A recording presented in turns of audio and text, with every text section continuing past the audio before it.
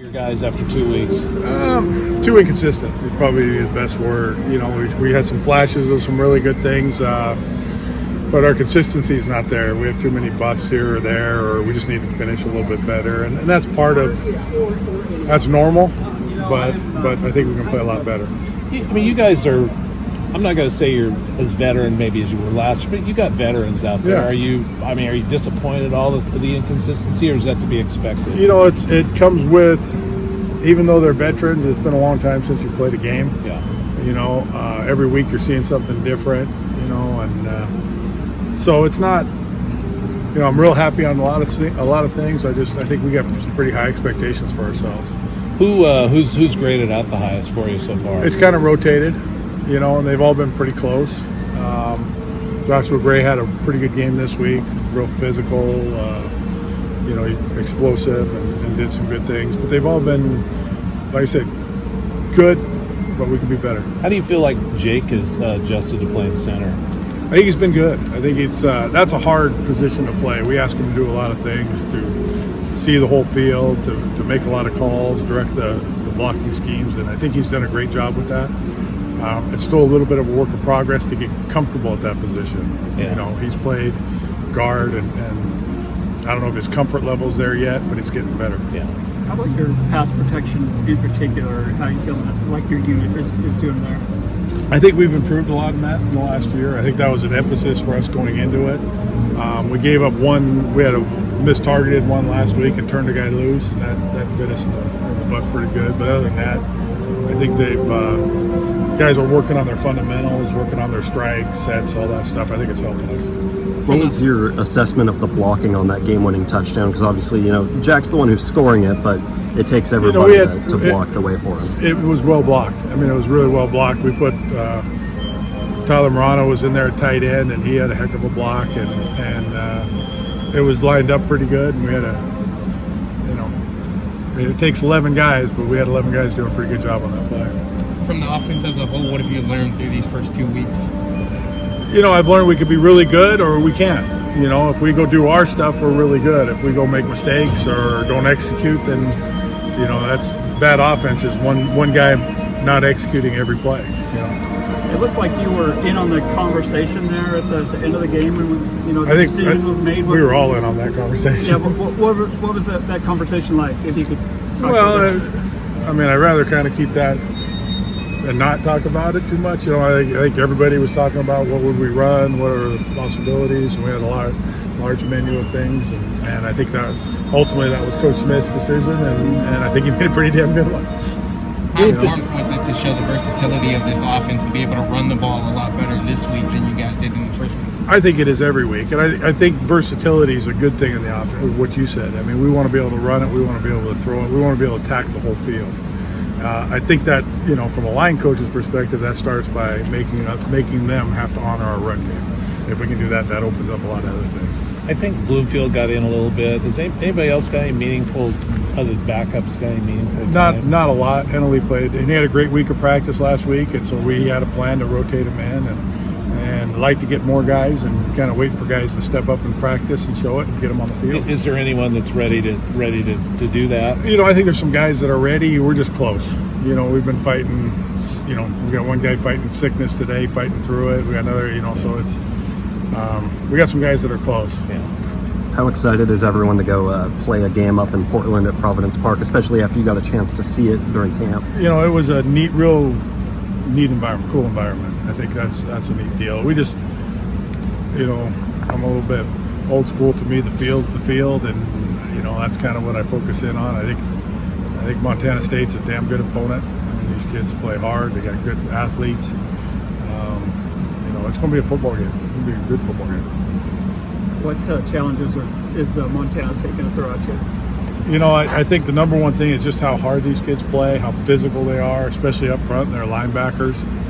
They got some secondary guys that have been transfers in that can go and cover and do some things. They're, you know, I'm a little biased. I spent 7 years there coaching, and it's kind of a little bit of me is proud to see how these kids play and how tough they play and how physical. And obviously, they went to the national championship last year, and you can see why. Speaking of, your experience there at Montana State, what did you learn about maybe the culture of that program that has allowed it to build itself up to, competing for a national title at the FCS level? Yeah, they've come a long way. I mean, we went there, I can't remember if they didn't win a game or won one game before I got there. And it was a building process at that time, just to get, we were okay, I think they've done a great job there over the years. The community supported it, and it's kind of neat to see. Jake, take us through that final play where Coletto scores, and you're helping set the edge. What did you see from the defense that maybe allowed him to go to the right side, and how did you assess your blocking and the team's blocking on that play? Yeah, well, we worked on that play all throughout the week, and we were really dialed up for that look. And when we came out, Coach Smith made the right call. We were behind him on it. So when we saw the look that we'd been practicing all week, we knew that we'd be able to go out and execute it to perfection, just like we did. Does that Luke's going to play this week? I don't know when he's going to be back, but does it change anything for you in terms of your responsibilities? I mean, my responsibilities are still the same. I think as a tight end room, we all got to step up. Obviously, Luke's a big part of our offense and our tight end room. But yeah, I think we'll all step up, including myself. But yeah, we got young guys ready, so we're good to go. You haven't. I mean, we haven't seen a lot of you in running routes and things like that. How comfortable are you in getting out? I mean, I'm super comfortable. In my first 2 years here, I played the H position, and I was running routes the majority of the time. I've been able to be behind a kid like Luke, who's a really good kid in the route game. So I'm comfortable with getting out and whatever offense needs me to do. Whose style do you think you're closer to, Tegan or Luke? I kind of got lucky. I was able to play and watch both of them. So I would kind of say that I'm a little bit more in the middle of both of them. Yeah. What have you learned from this offense through the first 2 weeks that you might have not known going into the season? Man, that's a good question. So I'd say, like, for the first 2 weeks of this, I've really learned that our offense is a lot more just attention to detail. There's a lot of little things that matter, whether it's aiming point or hands or all those type of things. And being able to play now more, I'm realizing how important all those things are. With a couple of years of experience you've had now in the system, how much do you feel like that's prepared you for this moment now where you enter the week as the guy in the tight end room? Yeah, no, I feel prepared. Like I said, I've been able to be behind two really good playmakers. We have a great offensive staff and a great tight ends coach. So being prepared by Coach Waz the last 2 years has really made me ready for this moment. I'm excited to go. In week one, you guys really were able to establish the passing game and get that going, and then this last week against Fresno State, the run game came along. What is sort of the key to get that good balance between the two, where they're both excelling, against defense? I think it comes down to our preparation as us as players and being able to master both of them that week and going out and executing whatever Coach Lindgren calls for us. To this point in your career, what have you seen as your role in the program? My role in the program is wherever they need me. I've been catching some balls, and I've been in the run game as well. So wherever they call me to go, I'll go. What was your takeaway from the walkthrough up at Providence Park in camp, and how excited are you to get back up there to play? Yeah, Providence Park is a super cool park. It's something that I've never been in. I've never been to a soccer game, never been in a soccer stadium, so it's kind of a different atmosphere. I'm excited to see Beaver Nation up there cheering us on this Saturday. How much do you feel like that's sort of an advantage to you guys to be able to, sort of go through what would be a game day at Providence and this team coming in, obviously not having that opportunity? Yeah, I mean, the home field advantage is always something big, and although it's not here at Reeser, we're still going to have Beaver Nation behind us, and being able to get up there and see kind of the layout of the stadium and everything, it's been really good for us. What is that Montana State defense going to throw at you?